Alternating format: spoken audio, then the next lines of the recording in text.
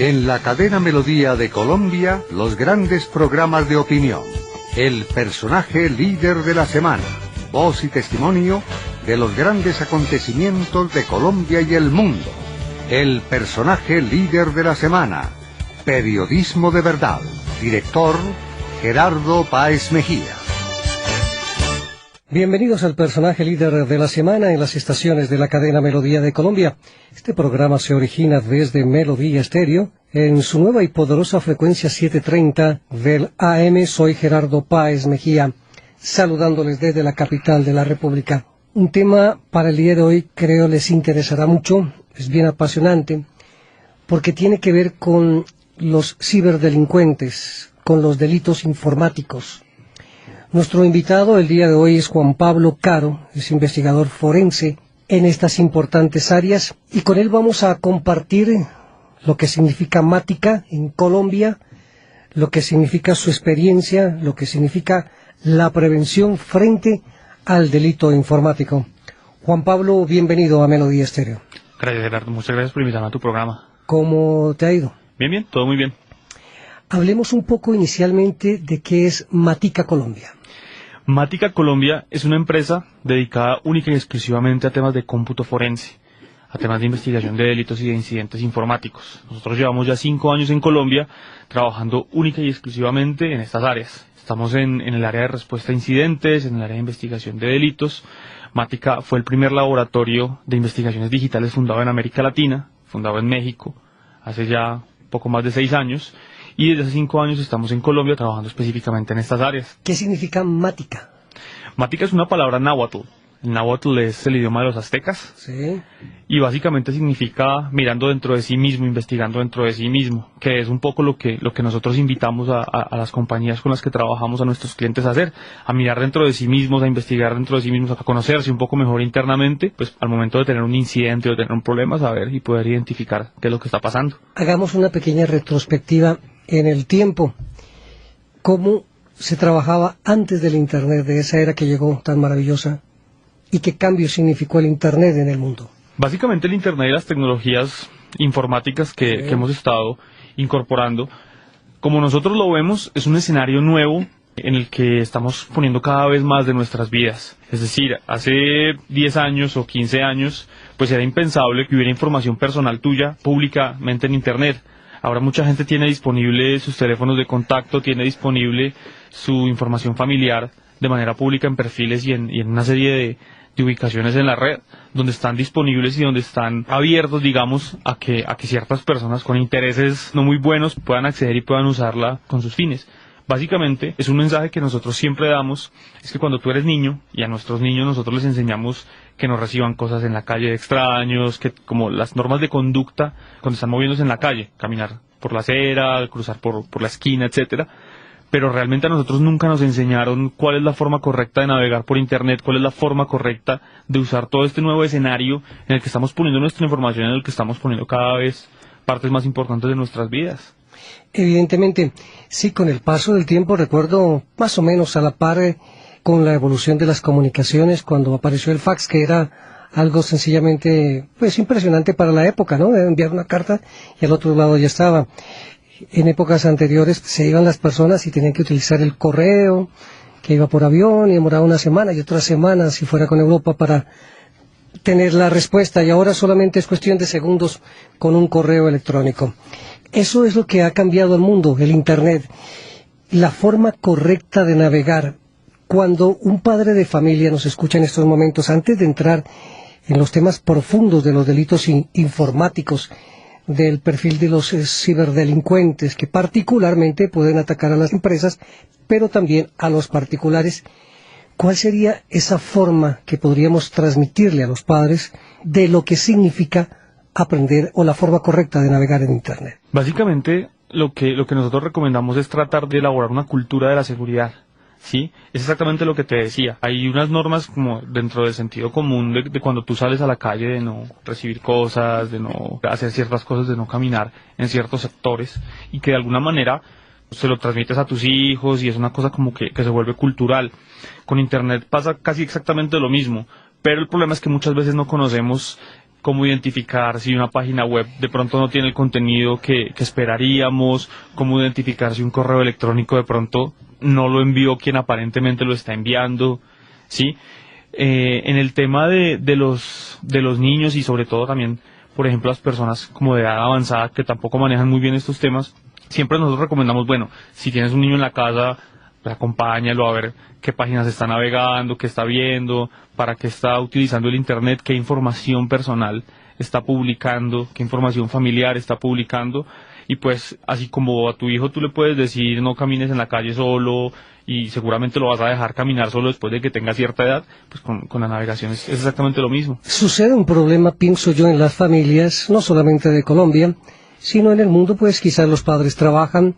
Primero los niños llegan a la televisión en las tardes o en las noches cuando no están, pueden ingresar a quizás algunos canales que son un poquito fuertes, pero sucede también lo mismo con el mundo del Internet, y los niños están madurando demasiado temprano, ¿no? Claro que sí. Existen herramientas que te permiten controlar la información que se puede acceder en Internet desde tu casa. Tú puedes en tu PC, en tu máquina, en tu casa, configurar permisos para que no se puedan visitar ciertos tipos de aplicaciones, para que no se puedan visitar ciertos tipos de páginas, para que no se puedan publicar ciertas cosas.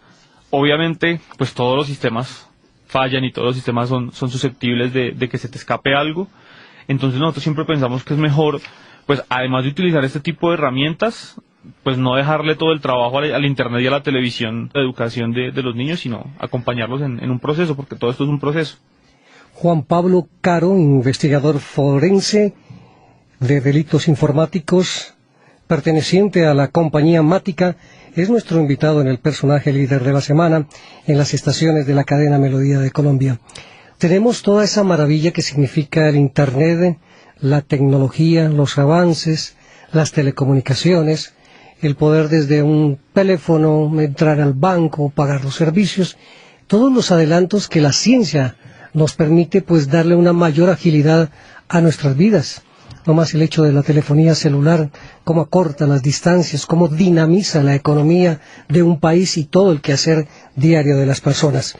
Pero bien, entonces tenemos ese maravilloso mundo del Internet y siempre estarán los buenos y los malos de la película. Y es cuando entramos a los campos o al campo del delito informático, toda aquella acción típica, antijurídica y culpable que se da por vías informáticas o que tiene como objetivo destruir y dañar computadores, medios electrónicos, redes de Internet. Y debido a que la informática se mueve más rápido que las legislaciones, muchas veces las conductas criminales pues no pueden considerarse como un delito. Esto ha evolucionado y ha cambiado, y también Juan Pablo habrá de comentarnos sobre este tema. Cuando hablamos del delito informático, ¿cómo tú lo clasificarías? Esa es una pregunta bien interesante, porque además es un concepto muy confuso. Si tú defines delito informático, y nosotros lo entendemos de esa manera, como una acción antijurídica, como lo decías, una acción ilícita, que tiene como recurso, que tiene como herramienta o como medio un recurso informático, la definición alcanza a caer un poco en el absurdo, Sí. de que si tú dices, bueno, esta persona cogió un laptop y golpeó a alguien con el laptop, entonces es delito informático. Sí. Sí, porque se utilizó un medio informático y es un poco absurdo. Y eso es importante porque nosotros entendemos varios tipos de personas o varios tipos de investigaciones o varios tipos de delincuentes y de incidentes y de delitos que están involucrados con un medio informático. Por un lado está el estereotípico, digamos, delincuente que sabe mucho de computadoras, el hacker. Que todo el mundo está buscando, que sabe mucho, que codifica, que investiga, que altera los sistemas para que funcionen de la manera que él quiere que funcionen, y que de alguna manera es como el que todo el mundo espera que cometa el delito, o el que todo el mundo espera que esté involucrado en algo. Y curiosamente, a pesar de que esa es la definición que todo el mundo tiene y esa es como la idea que todo el mundo espera de un delincuente, realmente es la menos común. Te voy a poner el caso, en el caso de una compañía donde haya una fuga de información, donde haya una deshonestidad laboral, donde haya un fraude, muchas veces las personas que lo cometen no tienen mucho conocimiento o mucha experiencia en temas de computación, pero utilizan el medio, utilizan la red de la compañía, utilizan su laptop, utilizan su celular como recursos para cometer el delito. ¿Son ellos los insiders? Es lo que nosotros conocemos como un insider, exactamente. Sí.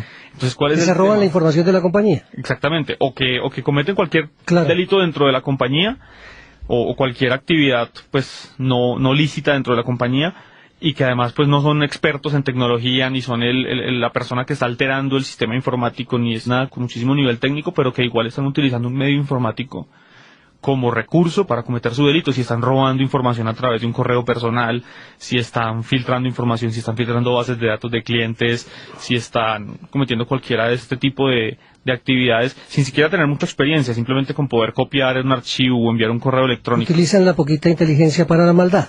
Básicamente, entonces nosotros entendemos esos dos tipos, y muchas veces nos pasa mucho cuando alguien nos pregunta, bueno, ¿y ustedes qué es lo que hacen? ¿Y ustedes cómo trabajan? ¿Y ustedes qué servicios tienen? Nosotros decimos, no, es que nosotros hacemos investigación de delitos informáticos. Mucha gente dice, no, pero es que yo ya pagué un montón de plata, mi compañía ya está blindada, porque compramos herramientas de seguridad para evitar intrusiones, para evitar ataques, para evitar escaladas de privilegios y toda una serie de ataques tecnológicos que existen. Entonces a nosotros no nos va a pasar nada, nosotros no necesitamos eso.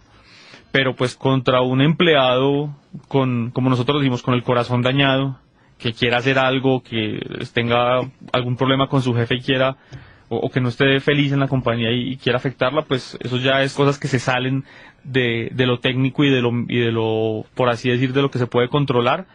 Entonces, que si en algún momento pues puede suceder ese tipo de incidentes, y siguen siendo delitos informáticos. En el escenario mundial, pues el cibercrimen es un fenómeno que va en aumento y en severidad, tanto para los usuarios como en organizaciones, en casos que van desde ataques de virus, malware, hasta robo de información personal y corporativa, como nos lo está explicando Juan Pablo Caro, investigador forense de la compañía Mática de Colombia. Así las cosas, Juan Pablo, tenemos que, para analizar el perfil, están los ciberdelincuentes y las personas que saben cómo utilizar esa tecnología para cometer un delito, y las personas que quieren robar información simplemente para sacar algún beneficio, que son lo que se llaman los insiders. Llevan una USB, ahí copian absolutamente todo y se lo llevan. ¿Cuáles son los métodos más comunes que están utilizando los ciberdelincuentes en la actualidad? Hay muchos métodos y hay muchas formas de cometer este tipo de fraudes o de delitos o de ocasionar estos incidentes. Por un lado, pues está el tema de los delincuentes conocedores del tema, que saben, que son gente pues con experiencia en temas informáticos y demás, y te puedo decir que son los más impredecibles y afortunadamente son los menos comunes. Sí, o sea, es muy poco probable, pues por toda la infraestructura y por toda la tecnología que existe asociada a esto, es relativamente poco probable que una organización pueda tener un incidente de esos, que igual puede suceder. Pero con el tema de las personas que cometen los fraudes y que cometen sus fugas de información y que cometen sus incidentes sin este conocimiento tecnológico tan fuerte, pues existen muchas formas de hacerlo. Cosas típicas como, si yo trabajo en una compañía y me envío a mi correo electrónico personal información que es confidencial de la compañía, estilo bases de datos de clientes, estilo una campaña publicitaria, estilo un producto nuevo que va a salir al mercado, un estudio de mercado, y yo lo envío a mi correo personal, después de que ya sale del control de la empresa, pues ya se puede considerar una fuga de información. Entonces esa es el tema del correo electrónico personal, el tema de los dispositivos USB que se conectan para copiar archivos, está el tema de sistemas de almacenamiento en la nube, que se están volviendo muy populares en los últimos años. Te puedo hablar de Dropbox o de Google Drive, que son dos sistemas para compartir archivos a través de Internet, que también puede suceder. ¿Eso cómo funciona? Explícanos un poco. Este tipo de sistemas son sistemas que te permiten a ti tener un espacio de almacenamiento online en donde tú puedes poner la información que quieras. ¿Ok? Entonces, por ejemplo, el caso de Dropbox. Tú te registras, te dan una cuenta gratuita en la que tienes un espacio entre 2-3 gigabytes de almacenamiento. Tú subes tus archivos en tu casa y los puedes acceder desde cualquier parte. Puedes instalar una aplicación local en tu máquina en donde te genera una carpeta, y en esa carpeta tú puedes poner información y esa información va a quedar automáticamente compartida en la red. ¿Qué es lo que pasa? Si, por ejemplo, en mi máquina, en mi oficina, o en un empleado, pone información en Dropbox, pone información en la carpeta de la aplicación o la sube directamente a través de su navegador web, después en su casa va a poder descargarla sin que la empresa se entere, porque la empresa ya va a estar por fuera del alcance de los medios tecnológicos de la compañía. Entonces ya ahí puede haber un filtrado de bases de datos, de productos, estudios de mercado, de cualquier cosa que sea información sensible para la compañía. A pesar de los controles que ejercen las empresas, ¿no son suficientemente seguros frente a lo que significa un hacker que luego se convierte en un ciberdelincuente? En temas de hacker, lo que nosotros podemos entender como un hacker o como un cracker, porque realmente la definición de hacker es simplemente una persona apasionada por la tecnología. Pero primero puede ser un hacker y después la maldad lo llama y se puede caer hasta allá, ¿no? Claro, por supuesto. Normalmente el hacker es que se apasiona por la tecnología, por los sistemas, por todo y por descubrir, pero el hacker es lo que nosotros aquí llamamos corrientemente el cacharrero. El que quiere conocer los sistemas, el que quiere saber cómo funcionan y modificarlos y adaptarlos para que haga lo que él quiere o a su beneficio propio. Ya cuando estamos hablando de una persona que está utilizando este conocimiento para cometer un delito o para hacer acciones indebidas, hablamos de un cracker.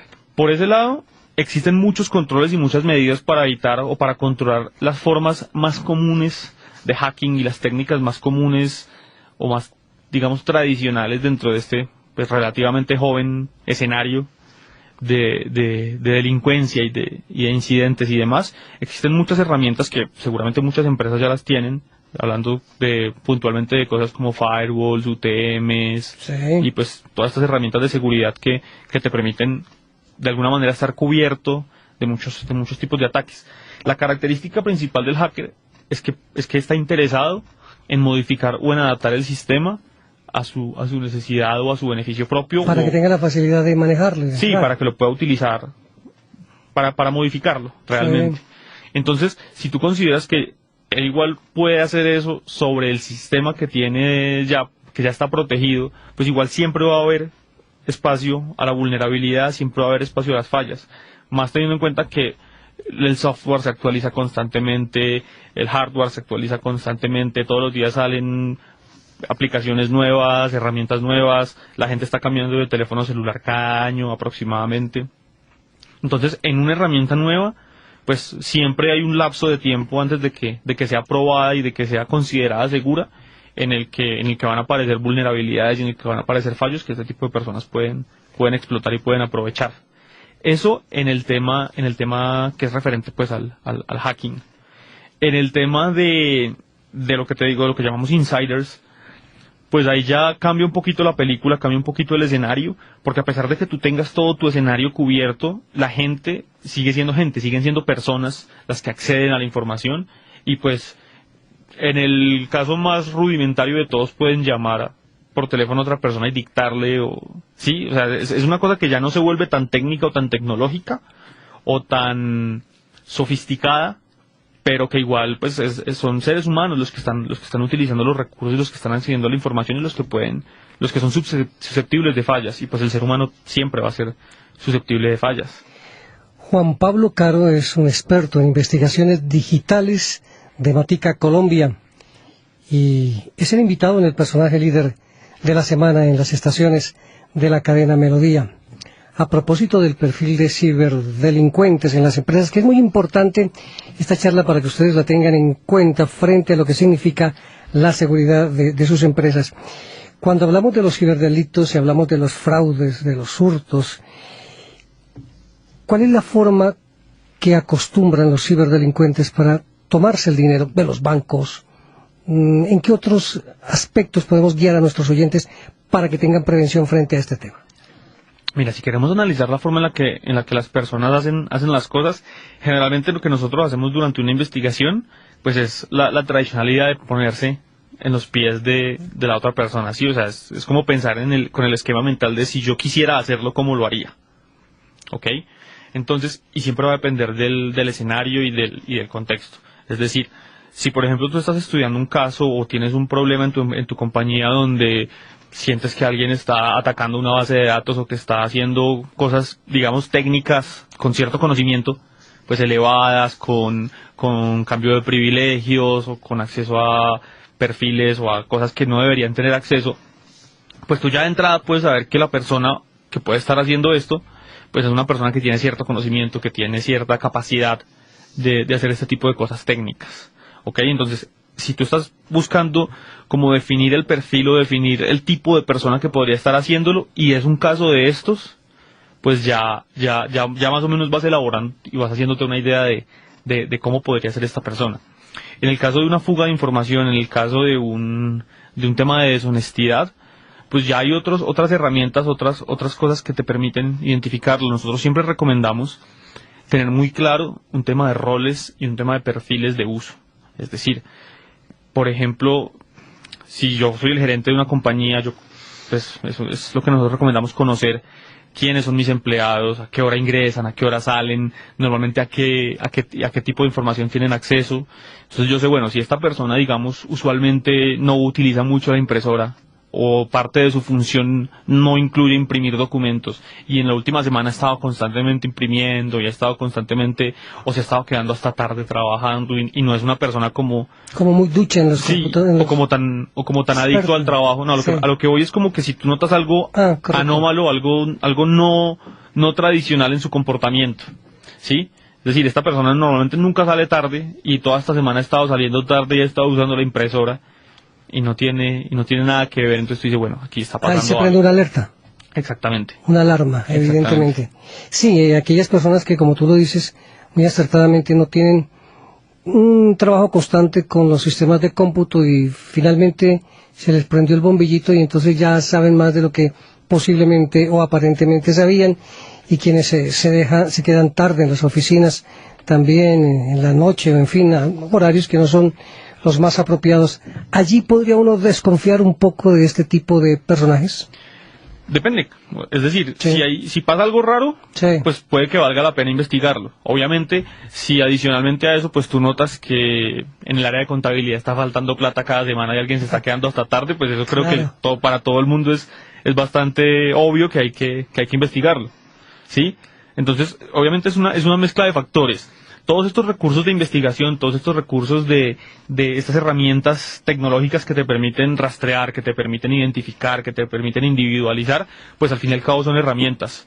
Pero siempre lo que debe ir como detrás de la mente del investigador, o detrás de la persona que está encargada de encontrar el quién, el cómo, el cuándo y el por qué, pues es como ese sentido de malicia, de pensar, bueno, ¿cómo pudo haber pasado? ¿Cómo puedo buscarlo? ¿Cómo puede ser? ¿Y quién pudo haber sido? Y si yo lo hubiera hecho a las 7 de la noche, entonces ¿quién estuvo a las 7 de la noche? Son ese tipo de cosas que realmente no vienen en un manual. Además que el sistema te permite saber a qué horas ingresa todas las personas. Claro. La gran ventaja que tenemos con la gran mayoría de sistemas tecnológicos, contadas excepciones, es que nos permiten analizar y llevar un registro muy estricto de prácticamente cualquier actividad que se realiza en tu máquina. ¿Sí? Yo en tu máquina puedo saber exactamente cuál fue la última USB que conectaste, cuál es el número de serie de esa USB, cuándo la conectaste, con qué usuario la conectaste, y si copiaste algún archivo a esa USB te puedo decir cuál fue y desde dónde lo copiaste. O sea, podemos llevar un control muy estricto de todo ese tipo de cosas, pero pues que al fin y al cabo son herramientas. Si yo me voy a poner a analizar una compañía completa, voy a tener que analizar 100, 200 o 5000 máquinas, y entonces hay que meterle un poco de sentido común y un poco de análisis y un poco de procedimiento, pues para filtrar toda esa información y para individualizar y saber cómo hacer eficiente el proceso. Juan Pablo Caro, investigador forense de Mática Colombia, nuestro invitado. Sin nombrar algunas empresas, obviamente que no, pero algunos casos que le hayan marcado por la astucia del ciberdelincuente. Un caso en particular que tuvimos, en el que era un caso donde las imágenes que tenían la información, o que tenían pues lo que estábamos buscando, las habían ubicado en los puntos, es decir, ejecutaron un documento en Word, y en los puntos de las IES estaban las imágenes encogidas. Entonces pegaban la imagen en el documento de Word, la encogían hasta que era muy pequeña, y la ponían encima del punto de la I. Entonces ahí nosotros veíamos que los archivos eran muy pesados, que los documentos eran muy grandes, pero no sabíamos por qué, y hubo que revisar y buscar pues con métodos estadísticos y con otras cosas de ese estilo para ver qué era lo que pasaba con esos documentos que tenían esa anomalía. El trabajo más centrado de Mática Colombia va dirigido particularmente a la investigación por ciberdelitos que se dan frente a empresas o también en casos particulares? Pues hasta el momento no hemos hecho el primer caso particular. Hasta el momento lo que más hemos trabajado es temas con compañías privadas que tienen sus incidentes, sus fraudes. Muchas veces, por ejemplo, hay una discusión con un empleado, el empleado sale y antes de reasignar la máquina del empleado a otra persona quieren investigarla pues para ver si la persona andaba como en cosas que no debía. Son cosas de ese estilo. Principalmente hemos trabajado con empresa privada en el tema de investigaciones. También trabajamos mucho con el Estado y con temas pues, de Fuerzas Armadas y de organismos de inteligencia, pero con ellos pues les vendemos el equipo, les vendemos las herramientas, les damos el entrenamiento, les damos la capacitación y ellos tienen sus áreas muy bien preparadas y sus laboratorios muy bien montados de la gente que se encarga de hacer este tipo de investigaciones. Estudiaste en la ciudad de Medellín, ¿y por qué particularmente te apasionó este campo de la investigación forense, experto en investigaciones digitales? Mira, cuando yo estudié ingeniería electrónica y comencé pues como a especializarme en tema de telecomunicaciones y en tema de redes y demás, y por ese lado llegué a la seguridad informática. Entonces llegué como encontré como ese mundo donde la gente es apasionada por entender cómo funcionan los sistemas, por entender cómo se pueden modificar, por entender, no solamente por usar la herramienta, sino por alterarla y por acceder y por obtener un poquito más de esas herramientas. Y me quedé ahí, me apasionó. La investigación forense. Mira que en los más recientes informes de Global de Fraude de Kroll, el fraude de proveedores y en el proceso de adquisiciones, junto con el robo de activos físicos, el tipo de fraude más común que afecta a las compañías en Colombia. Según los ejecutivos colombianos que participaron en la encuesta Global sobre fraude del año anterior, el 19% de las compañías colombianas han experimentado este tipo de fraude, una cifra que se encuentra significativamente por encima de la media mundial, que es del 12%. O sea, el fraude en nuestro país en materia informática es muy fuerte, ya lo decimos, un 19% frente al 12% de la media mundial. ¿Qué te dicen esas cifras? Hay una cosa muy, muy importante que vale la pena tener en cuenta ahí, y es que mucha gente no dimensiona o no entiende el tamaño o el valor de su información hasta que la ve perjudicada. Ay, me robaron. Te la voy a poner en este... Es como cuando uno deja el auto, a ver si yo me adelanto un poco a lo que vas a decir. Okay. Cuando uno deja el auto mal parqueado y cuando sale, ay, me lo robaron, por no tener la prevención. Sí, claro, te lo voy a poner en este contexto. ¿Qué pasa si se te pierde hoy tu celular? Sí, grave. O sea, ahí, hasta que a uno no se le pierde el celular es que uno no se da cuenta de, además, la información que tenía. Además hay un casting muy interesante. Exactamente.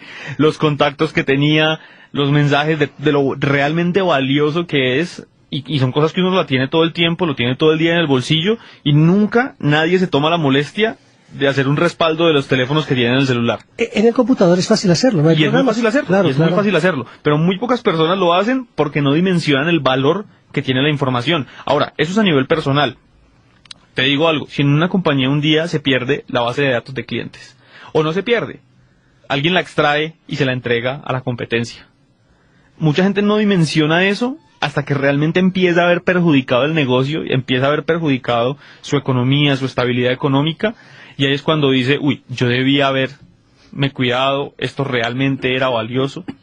Muchos de los casos que nosotros tenemos de fraude o de incidentes, nosotros les decíamos como, pero, esta persona estaba haciendo esto y tenía acceso a esta información y no debía tenerla. ¿Usted por qué permitió? Como no, pues, ni siquiera saben qué responderte. O sea, claro. no saben por qué nunca controlaron, porque nunca dimensionaron que les podía pasar hasta que les pasa. ¿Sí? Entonces, para nosotros el resultado de estas cifras es básicamente que la gente en Colombia aún no tiene la conciencia y la cultura del valor de la información como un activo. Cuando el know-how de las compañías, el conocimiento que tienen, las bases de datos que tienen, los productos que están desarrollando, pues valen en muchos casos muchísimo más que los activos físicos o que los equipos físicos que tengan en sus instalaciones. Entonces, cuando lo pierden y cuando realmente lo ven vulnerado, ahí es que se dan cuenta y dicen, debí haber tenido en cuenta esto y de haberme preparado porque esto podía pasarme. En este caso, Mática Colombia, ¿cómo podría ayudar a prevenir? ¿O ustedes dan algunas recomendaciones especiales? A ver, te voy a explicar cómo funciona el tema del ciclo de la vulnerabilidad o el ciclo del fraude. ¿Ok? Nosotros básicamente nuestro trabajo es puramente reactivo. Entonces, hay un concepto que se conoce como la rueda de la seguridad. Primero, la teoría te dice que cualquier sistema que pueda fallar, va a fallar en algún momento. ¿Sí? Y eso para nosotros la ley de Murphy se cumple perfectamente. Siempre hay un punto frágil, siempre hay un punto de vulnerabilidad.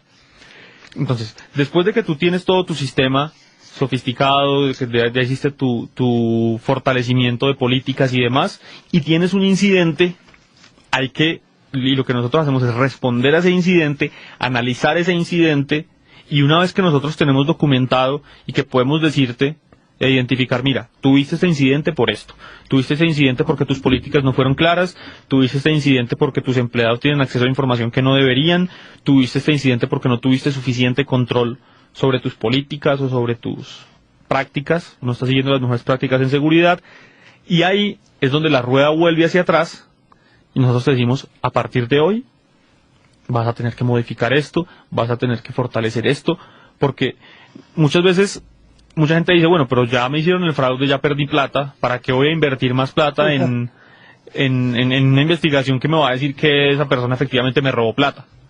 ¿Sí? Pero entonces nosotros te podemos decir, mira, tú tienes un problema de seguridad, tienes un problema de vulnerabilidad aquí, tu política no es clara en esto, estás fallando en esto, y eso lo que tú haces es usarlo para realimentar tus políticas de seguridad, tu sistema de seguridad, y pues aprender de los errores realmente.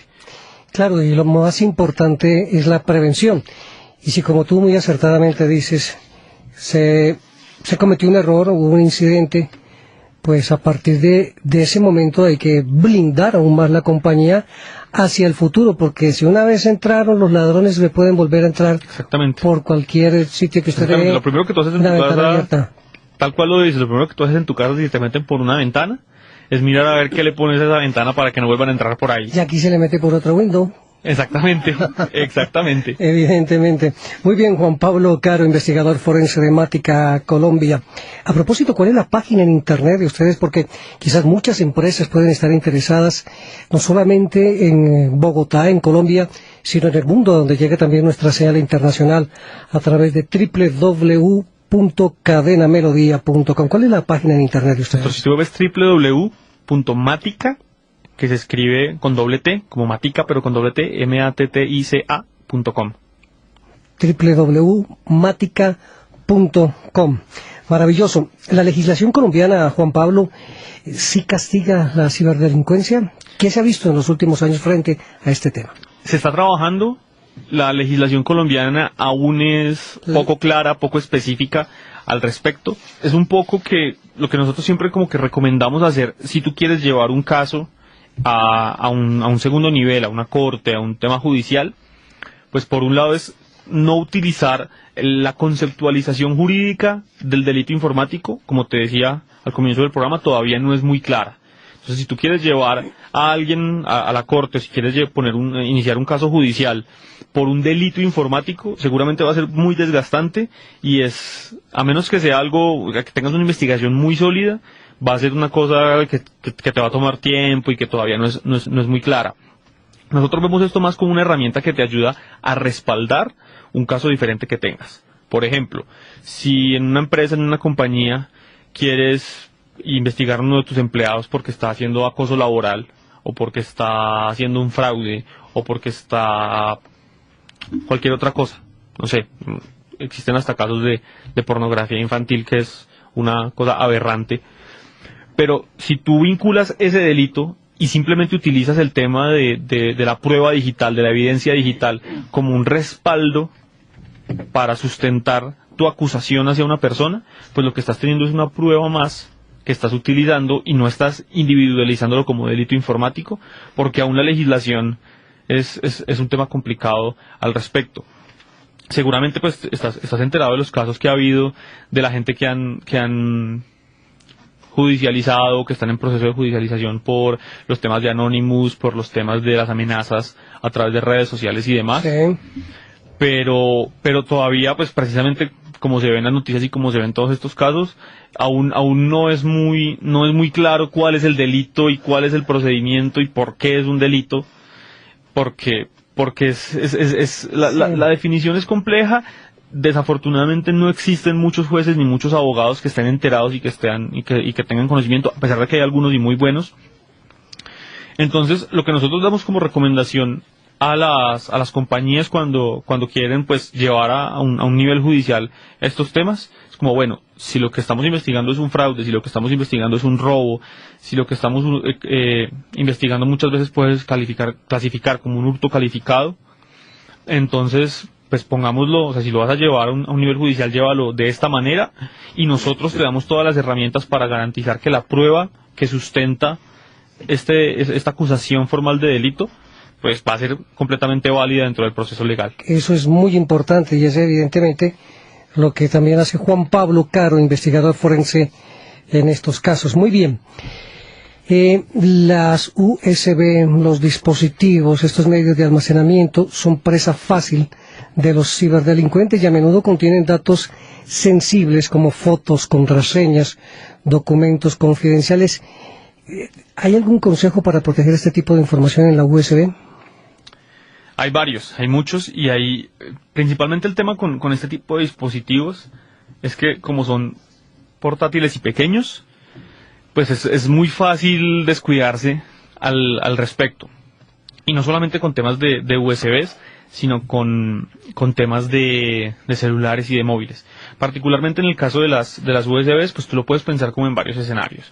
Por un lado, si dentro de una compañía quieres evitar pues que haya fugas de información a través de este tipo de dispositivos, existen herramientas que te permiten de manera centralizada bloquear que ninguna persona, que ningún empleado pueda conectar este tipo de dispositivos.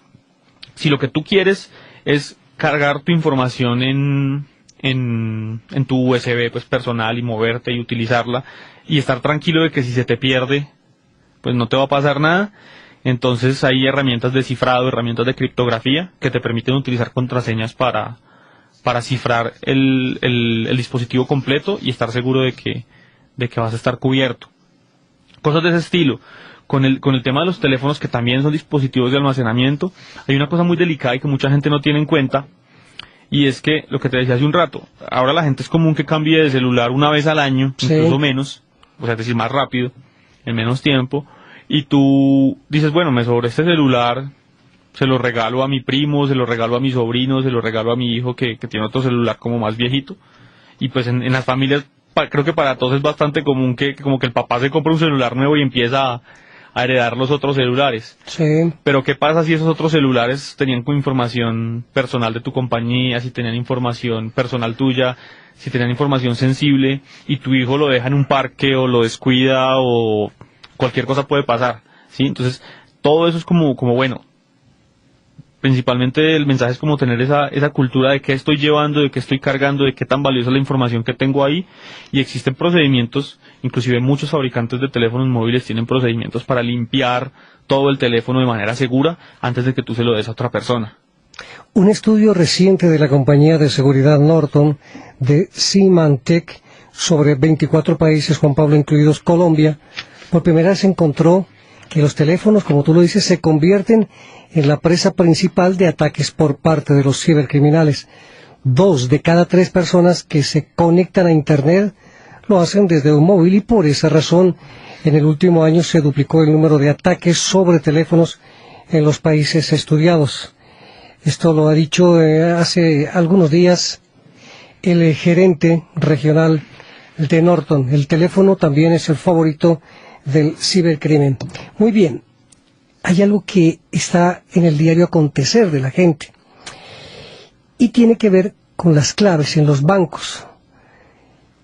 El Colegio Colombiano de Juristas señaló que cada mes en el país se presentan cerca de 187 denuncias por fraudes a entidades bancarias por cuenta de estas acciones delictivas. Administradores de sistemas que acceden a las bases de datos de las compañías y usan esa información sin permiso. Personas que sustraen archivos desde computadores remotos para luego cometer alguna extorsión, sustraer claves bancarias. El tema de la seguridad bancaria. El tema de la seguridad bancaria, yo creo que es de los que más nos duele a todos, porque Sí. pues al fin y al cabo todos tenemos ahí nuestra plata. Hay cosas, es decir, los bancos pues trabajan muy fuertemente en estos temas y ellos mismos pues por regulación tienen que responderte en el caso de que tengas un fraude y de que tengas un problema, pero también hay cosas que son parte como del sentido común, y es que es increíble pensarlo, pero hay mucha gente que todavía lleva en la billetera el papelito con la clave de la tarjeta de débito, Sí. o que no cuidan los números y te envían por correo electrónico o te escriben los números, mira, esta es mi tarjeta de crédito. Si yo te digo como, préstame tu tarjeta de crédito para comprar un tiquete aéreo o lo que sea, y te lo envían por un correo o te envían un papelito con el número de la tarjeta de crédito, y eso después se pierde y es un número de tarjeta de crédito que puede ser usado. Eso en el tema, digamos, de lo más cotidiano, de lo más normal.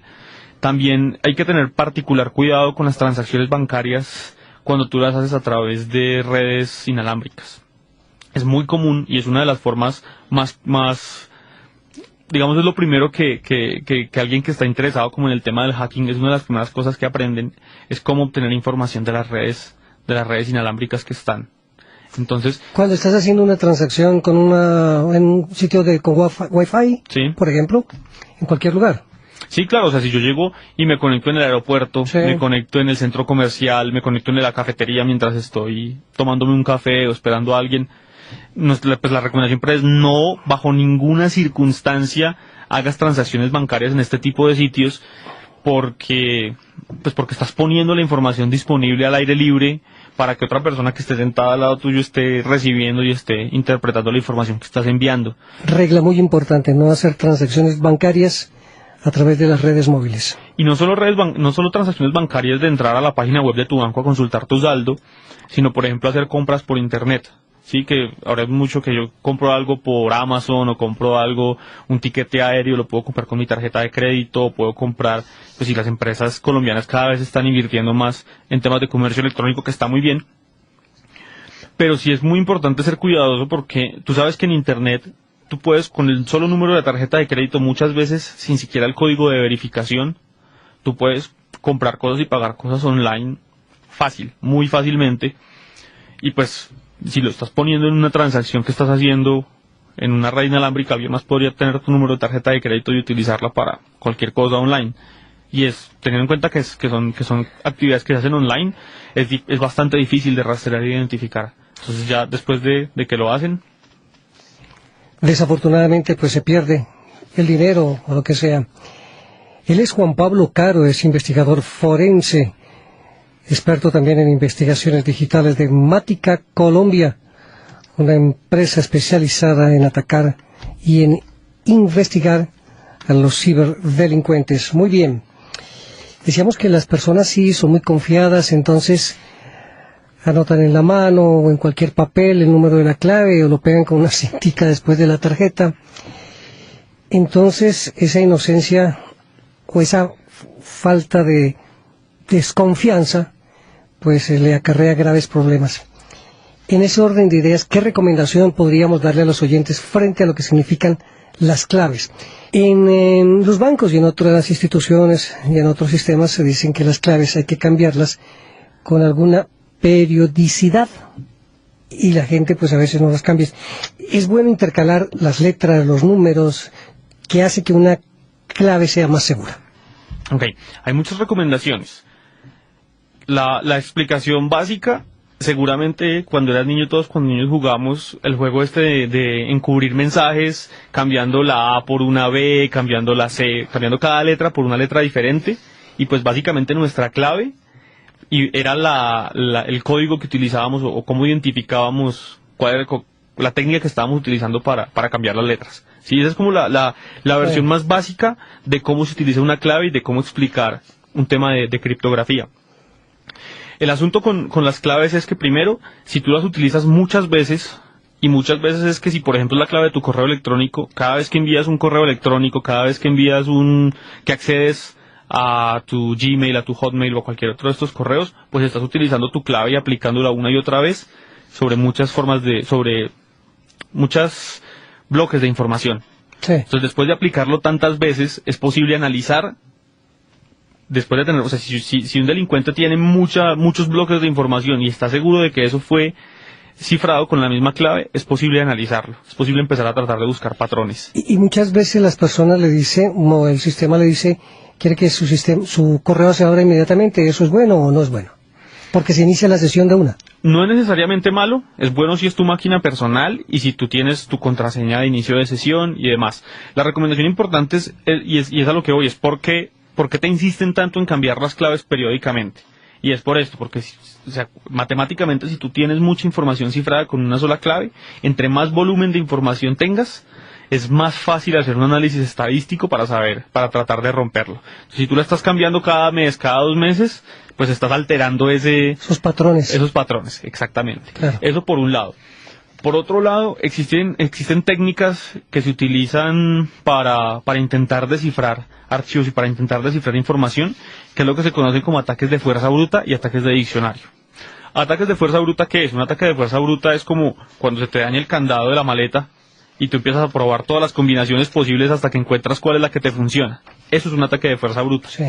Y un ataque de diccionario es cuando tú, en lugar de probar todas, pruebas palabras comunes, pruebas fechas, pruebas la típica de la persona que tiene su fecha de nacimiento como clave, o que si es la contraseña es el nombre de la mamá, el nombre de la mascota, cosas de ese estilo. Entonces, en lugar de yo ponerme a probar todas las combinaciones posibles, pruebo palabras y pruebo expresiones que puedan ser de uso común y que puedan ser usadas como contraseñas. Entonces, lo que siempre se recomienda es como no uses palabras comunes, no uses expresiones comunes, y el tema de combinar mayúsculas, minúsculas, números o caracteres especiales estilo paréntesis, asterisco y demás, es precisamente para bloquear este tipo de ataques, para que si alguien está tratando de probar todas las combinaciones posibles, pues se le haga mucho más difícil llegar a la clave correcta, y pues a partir de un cierto número de caracteres de longitud que te dicen que la contraseña tiene que ser de mínimo 8, de mínimo 10 caracteres, a partir de un cierto número de caracteres, pues numéricamente se va a requerir muchísimo más trabajo y ya va a ser casi imposible poder llegar hasta esa combinación. Entonces, por eso siempre te dicen como una clave segura, pues normalmente es de más de 10 caracteres, tiene mayúsculas, minúsculas, números, al menos un carácter especial. Hay que ponérsela bien complicadita al ciberdelincuente. Sí, desafortunadamente, pues eso existe. Es así, el mundo tiene los buenos, los malos, los vivos, en fin. Y allí están, en este espacio del Internet, pues los ciberdelincuentes. Muchos de los delitos informáticos encuadran dentro del concepto de delitos de cuello blanco. Este fue un término que fue introducido, pues aquí en Colombia se escucha mucho, ¿no? Sí. Se escucha mucho el delito o los delitos de cuello blanco, o los ladrones de cuello blanco. Particularmente es una palabra del cuello blanco que se combina con el carrusel y unas ruedas ahí que uno no entiende muy bien, pero en fin.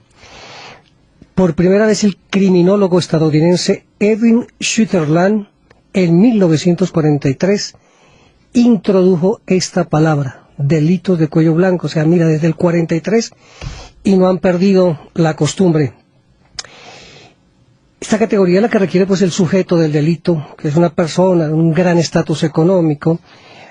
Su comisión no puede explicarse por la falta de medios económicos, carencia de recreación, en fin, es lo que ya conocemos. Algunos personajes del mundo que tienen mucho dinero, pero que quieren tener más y más y más, y obviamente de una forma fraudulenta. Muy bien, en este orden de ideas y haciendo relación con este tema de los delitos de cuello blanco, pues en el ciberespacio también se ven todos estos aspectos que desafortunadamente pues van a incurrir con el tiempo en un factor negativo frente a su economía particularmente. Así las cosas, de este resumen que nos ha entregado también Juan Pablo, tenemos que recordar que no se deben heredar los datos a desconocidos, ya nos lo dijo, eso de que le regala a usted, o a un conocido, así sea su hijo, su teléfono, hay que borrar totalmente toda la información. Sí, no se trata de no hacerlo, sino de tener cuidado. Sí. Y dentro de las compañías también eso es un tema bien importante, porque es muy común que el empleado sale por renuncia, por retiro, por cualquier motivo, y el computador que tenía o el teléfono que tenía se le asigna a otro empleado. Sí, a un empleado que está nuevo, que probablemente esté en un periodo de prueba, que seguramente todavía no es muy conocido y no se tiene mucha confianza con él. Entonces hay que tener cuidado de, bueno, ¿qué estoy haciendo yo antes de entregar esa máquina, y cómo estoy protegiendo que el otro empleado, o sea, cómo estoy asegurando que no hay un problema de información ahí? Usar contraseñas y cifrado diario, y hay que cambiarlas por lo menos cada mes, y no olvide usted que está manejando información muy sensible. Juan Pablo Caro, investigador forense de Mática Colombia, nuestro invitado. Recuerde que si usted desea saber más sobre esta compañía, debe consultar en www.matica.com. Muy bien. ¿Cuáles son las empresas que en los actuales momentos podrían ser más vulnerables o más susceptibles de atacar? Por un lado están las empresas del tema financiero y que manejan pues grandes capitales, que obviamente son susceptibles a variaciones en temas de bolsa, en temas de acciones y demás, y que para ellos un cambio pequeño en información puede representar grandes pérdidas. Son compañías que ya lo saben, que están enterados, que están trabajando pues constantemente en su seguridad y en cómo protegen su información por el tema de especulación y demás. Pero también hay otras cosas y otros elementos que es bien importante que la gente tenga en cuenta, que los empresarios tengan en cuenta, porque de pronto lo están haciendo y no están tomando las medidas adecuadas. Por un lado están las compañías que están invirtiendo en temas de teletrabajo, entonces que el empleado se puede llevar el computador, me lo llevo este fin de semana para mi casa y trabajo desde la casa y demás. Entonces, bueno, es un recurso y puede ser muy útil, pero ¿cómo me estoy cuidando de eso y qué riesgos estoy corriendo de que el empleado esté constantemente sacando el elemento de la compañía? Están las empresas que tienen mucha rotación de personal, o que, digamos, los cajeros en varios almacenes o en varias tiendas están moviéndose, la gente de contabilidad está trabajando, moviéndose de oficina y moviéndose y manejando información de diferentes áreas. Bueno, ¿cómo estoy seguro de que estoy protegido en ese sentido? Y otra bien interesante que se está poniendo de moda es lo que en inglés se conoce como Bring Your Own Device, que son compañías que le dicen al empleado como, bueno, te vamos a pagar más, pero tú tienes que traer tu laptop, tú vas a usar tu propia máquina, no te damos recursos de la compañía. Hay un tema muy delicado, porque al momento de hacer una investigación, una compañía privada o una entidad privada o una persona, digamos que no tenga funciones de policía judicial, no puede entrar a investigar. O sea, yo no puedo quitarte tu computadora e investigar porque es tuyo. ¿Sí? Pero generalmente cuando tú entras a trabajar en una compañía, tú firmas una política en donde dice, bueno, es que el equipo es propiedad de la compañía, me lo puede quitar en cualquier momento y es de uso exclusivo para actividades de la compañía.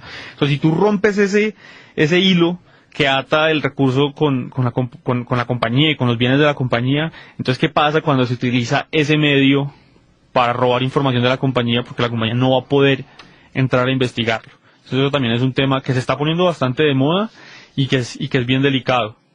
Importante la precisión, sin lugar a dudas. Bueno, un tema final. A propósito de los móviles, de los celulares, ¿qué tanto nos puedes decir de este maravilloso medio de comunicación, pero también de cómo el cibercrimen está allí?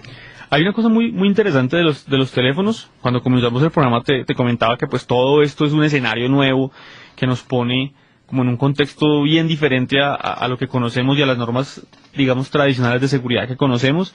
Y mucha gente seguramente ya tiene algunas ideas de instalar un antivirus, de no navegar en ciertas páginas, de configurar o eliminar ciertas cosas de su computador, de configurar un firewall. Si tú tienes instalado un sistema operativo, seguramente trae un firewall configurado y tú estás como pendiente de las actualizaciones de seguridad y cosas de este estilo.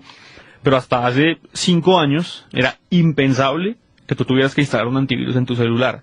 Sí, el celular es para hacer llamadas, para mandar mensajes de texto y hasta ahí.